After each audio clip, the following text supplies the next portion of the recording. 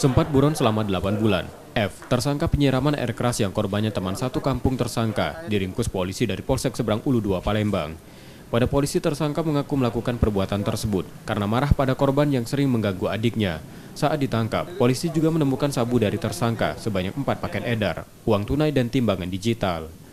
Ini tersangka 351, modusnya menyiramkan cairan asam sulfat, cukup parah kalau Palembang, kepada korban. Kejadiannya sudah lama, 26 Agustus 2020. Sempat buron kurang lebih 8 bulan. Ya.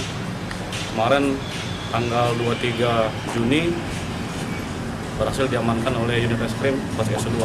Apa motifnya, Bang? Motifnya apa, Bang? Motifnya karena ada salah paham. Ya, adik dari tersangka ini diganggu oleh korban, kemudian melapor ke tersangka, dan tersangka menyiramkan cuka parah ke korban.